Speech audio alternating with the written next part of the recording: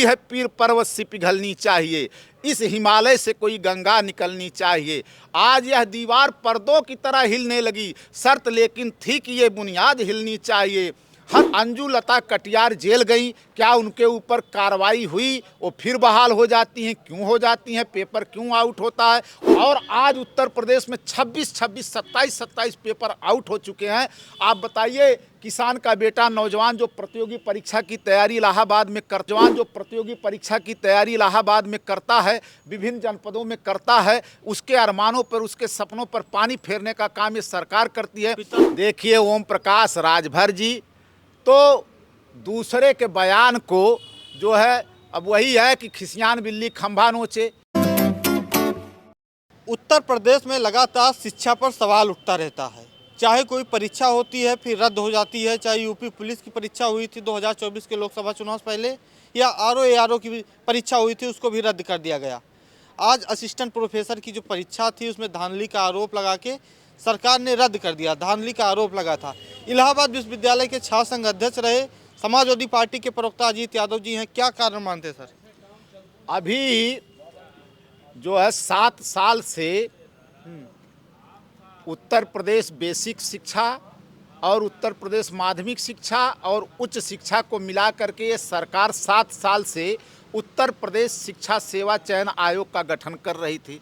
और जब गठन हुआ भी तो 2022 चुनाव के पहले एक भर्ती आई थी असिस्टेंट प्रोफेसर की, 910 पदों के लिए विषयवार।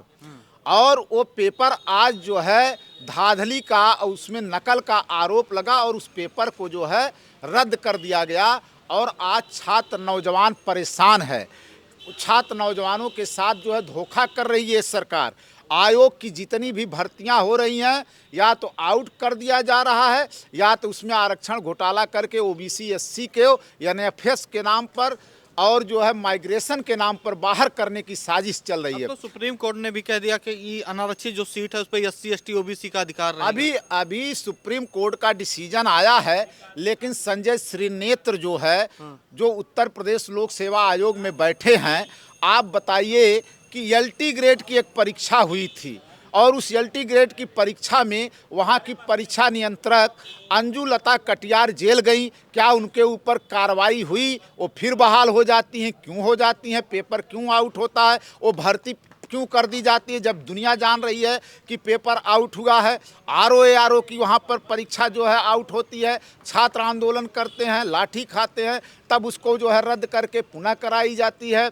वहाँ पर परीक्षा पीसीएस मेंस की होती है, उसका भी पेपर आउट होता है संजय श्रीनेत्र के समय में, वो भी पेपर रद्द करके पुनः कराई जाती है। हाई कोर्ट डिसीजन करता है, पीसीएस जे की 50 कापियाँ बदल दी जाती हैं, दूसरे नौजवानों की कापियाँ जांच करके दूसरे लोगों को नौकरी दे दिया जाता है उनके स्थान पर, और वो 5 कापियाँ रिवाइज करके जब जांची जाती हैं तो गलत पाई जाती हैं। तो उसमें बताइए कि जो 50 लोग गलत ढंग से नियुक्ति पाए थे उनको सरकार बाहर क्यों नहीं कर रही है? तो आयोग इस समय जो है भ्रष्टाचार का अड्डा बना हुआ है। अखिलेश सरकार में हाई कोर्ट से लेकर के सुप्रीम कोर्ट मिल करके जो भर्तियां आती थी रोक लगाने का काम करते थे और रोक लगा करके सरकार को बदनाम करने का काम करते थे। और यही गोडी मीडिया जो है अखिलेश जी की फोटो लगा करके उनको बदनाम करने का काम करती थी। और आज उत्तर प्रदेश में 26 27 पेपर आउट हो चुके हैं। आप बताइए, किसान का बेटा नौजवान जो प्रतियोगी परीक्षा की तैयारी इलाहाबाद में करता है, विभिन्न जनपदों में करता है, उसके अरमानों पर, उसके सपनों पर पानी फेरने का काम ये सरकार करती है। किस तरीके से गेहूं धान बेच करके, आलू बेच करके, चना बेच करके लोग जो है पढ़ाने का काम करते हैं, किसी तरीके से व्यवस्था करके 10-10 साल 8-8 साल तक वैकेंसी नहीं आ रही है आयोग में, और जब भर्ती आ भी रही है तो उसका पेपर आउट कर दिया जा रहा। 910 पदों की जो भर्ती हुई थी, इसमें रेंडमाइजेशन नहीं करने के कारण जो है छात्र जो है क्रमांक से रोल नंबर अलॉट करा दिया नकल माफियाओं ने, और क्रमांक से बैठे उन छात्र जो है लगातार पास कर दिए गए। जो पढ़ने वाले अच्छे विद्यार्थी अभ्यर्थी थे वो फेल हैं, और जो नकल करके पास करने वाले अभ्यर्थी थे वो पास हो गए थे।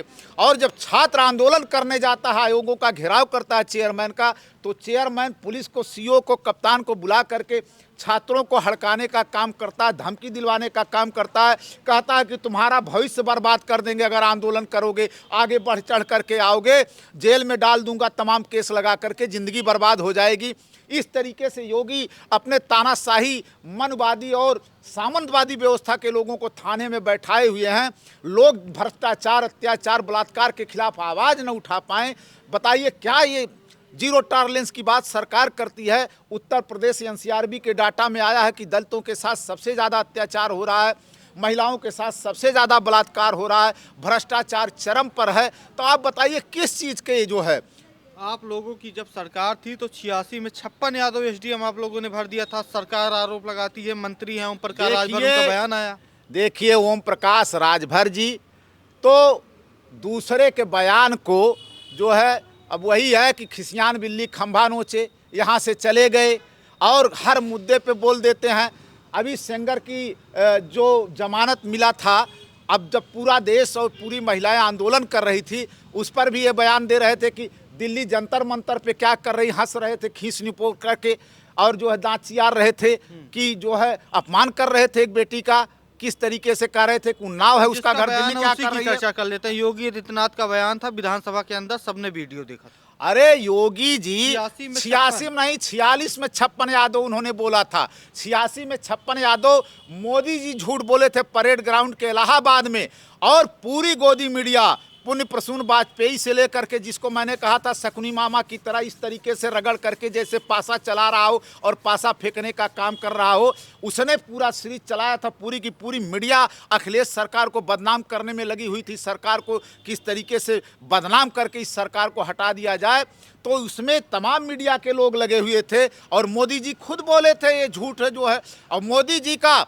अगर नोबेल पुरस्कार एक चीज़ में देने की बात आ जाए इस देश में, अगर झूठ बोलने का कोई प्रतियोगिता हो जाए तो हिंदुस्तान का प्रधानमंत्री को नोबेल पुरस्कार जरूर मिल जाएगा झूठ बोलने का। हम तो मांग करते हैं कि ट्रंप इनके जो दोस्त हैं, जो देश को बेइज्जत करने का काम कर रहे हैं, देश के प्रधानमंत्री मोदी को बेइज्जत करने का काम कर रहे हैं, कि मोदी मेरा दोस्त है, मैं इसके ऊपर 500% टैरिफ लगाऊंगा। 50% टैरिफ तो लगा दिया, हर चीज़ महंगी होती जा रही है। अब कह रहा है कि मोदी मेरा परम मित्र है, मैं मोदी से खुश नहीं था, मोदी मुझे खुश करना चाहता था, इसलिए जब मैं उससे मिला और कहा कि मैं तुझ पे 500% टैरिफ लगा दूंगा। हिम्मत है? अरे आज के पेपर में है 500% टैरिफ की बात। आप बताइए अब 500% टैरिफ, इसकी हिम्मत नहीं कि उनके खिलाफ बोल दें। क्या मामला? हमको लगता है मोदी का भी कोई डोजियर बना के रखा है क्या अमेरिका का ट्रंप जो है, हमको तो लगता है। और चाइना के खिलाफ नहीं बोल पाएंगे। सोनम वांगचुक जो आंदोलन करता है, एक वैज्ञानिक है जिसने देश के लिए इतना जो है योगदान किया, उसको आप आंदोलन करता है कि चाइना हमारी जमीन को कब्जा कर रहा है, उसको जेल में डाल देते हो आप। नेपाल लिपुलेख और काला पानी जैसे स्थान को अंकित कर लेता है अपने नक्शे में और नोटों पे छाप देता है, आप उसको नेपाल जैसे देश को नहीं जो है कुछ कह पाते। बांग्लादेश की रोज बात करते हो, अरे रोका कौन है बांग्लादेश पे? पहलगाम के बाद एक एयर स्ट्राइक कर नहीं पाए, सर्जिकल स्ट्राइक बांग्लादेश पे करो ना, एयर स्ट्राइक करो ना, उसको 4 टुकड़े। और ये जो हिंदू संगठन इनके हैं तथाकथित तमाम आनुषांगिक संगठन हैं इस देश में, हिंदू मुसलमान भारत पाकिस्तान को टारगेट करते हैं जो यहाँ। अच्छा ये बताइए, अगर कोई दलित का लड़का, अगर कोई दलित नेता और कोई ओबीसी का नेता ये जब अपने हक अधिकार आरक्षण की मांग करता है, जैसे 69,000 शिक्षक भर्ती में घोटाला कर लिया गया, 68,500 में घोटाला किया गया, पेपर आउट हुआ।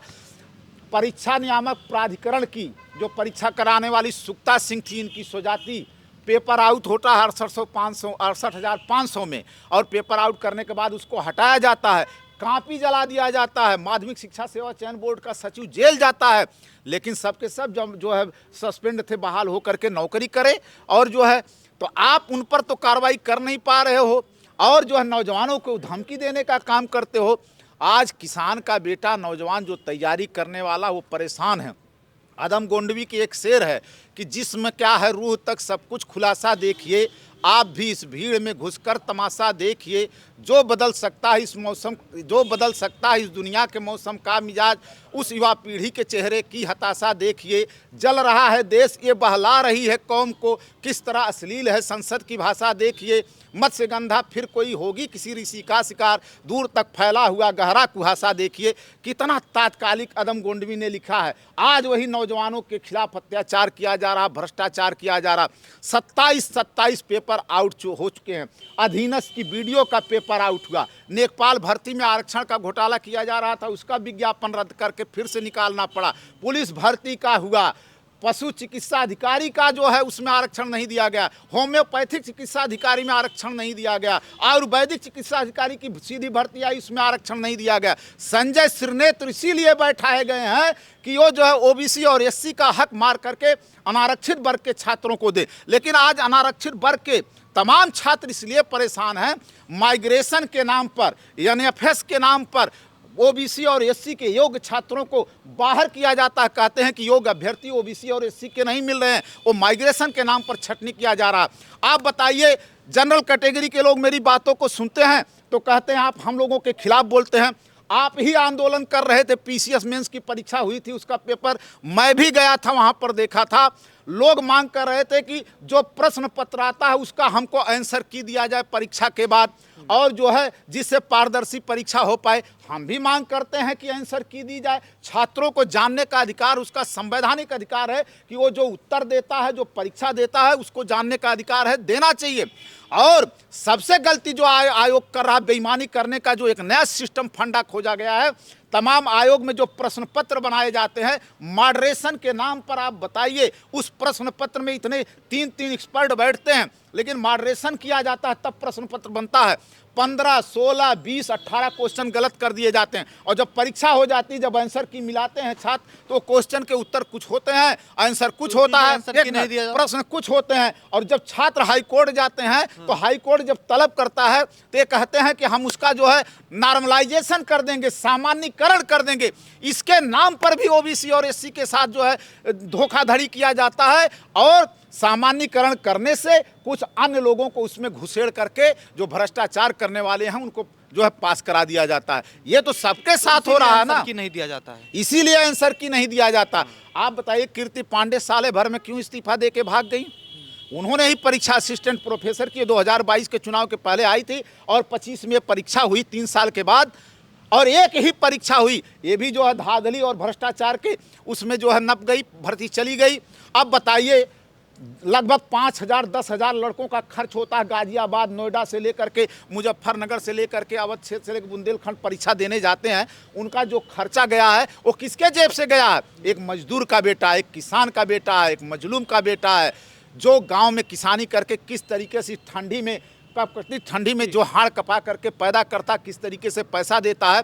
आप उनके सपनों को, उनके लाठी के अरमानों को मारने का काम कर रहे हैं। एक बाप सोचता है कि मेरा बेटा जाएगा इलाहाबाद में प्रतियोगी परीक्षा की तैयारी करेगा और एक अदन नौकरी पर पा जाएगा, मेरे बुढ़ापे की लाठी का सहारा बनेगा, किसी तरीके से नौकरी पा जाएगा तो अपनी बहनों की शादी करेगा। लेकिन सरकार आज भी उनके सपनों को, नौजवानों को मारने का काम कर रही है।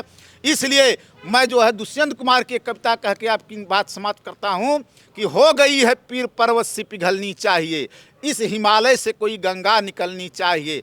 आज यह दीवार पर्दों की तरह हिलने लगी, शर्त लेकिन थी कि ये बुनियाद हिलनी चाहिए। हर सड़क पर, हर गली में, हर नगर, हर गांव में हाथ लहराते हुए हर लाश चलनी चाहिए। सिर्फ हंगामा खड़ा करना मेरा मकसद नहीं, मेरी कोशिश है कि ये सूरत बदलनी चाहिए। मेरे सीने में नहीं, तेरे सीने में सही, हो कहीं भी आग लेकिन आग जलनी चाहिए। और सरकार ने दावा किया था कि हम 2 करोड़ नौकरियां देंगे, लाइन में लगा दिया। नोटबंदी के नाम पर नौजवानों को कितने लोग मर गए। किसान एमएसपी की मांग करता रहा, 700-800 किसान मर गए। आप बताइए, इस देश के किसान जो अन्नदाता है, सबका पेट भरता है, जब वो आंदोलन कर रहा है, अपने हक की मांग करता है। कहाँ तो आपने तय किया था कि हम जो है आय दुगनी कर देंगे फसल की, लेकिन आप जब एमएसपी की गारंटी मांगता है किसान कि हमको लागत मूल्य मिलना चाहिए, तो आप जो है उनको जो है रौदने का काम करते हैं। थार गाड़ी चढ़ा करके उत्तर प्रदेश में गृह मंत्री का बेटा, कहाँ तो तय था चरागा एक घर के लिए, कहाँ चरागा मुहस्सर नहीं है शहर के लिए। ठीक है। इलाहाबाद विश्वविद्यालय के छात्र संघ अध्यक्ष अजीत यादव जी थे। प्रतियोगी परीक्षाओं की बात कर रहे थे कि जो लगातार रद्द हो रहा है, जो प्रतियोगी छात्र हैं उनके समर्थन में बात कर रहे थे। आपकी क्या राय है, कमेंट में बताइएगा। धन्यवाद।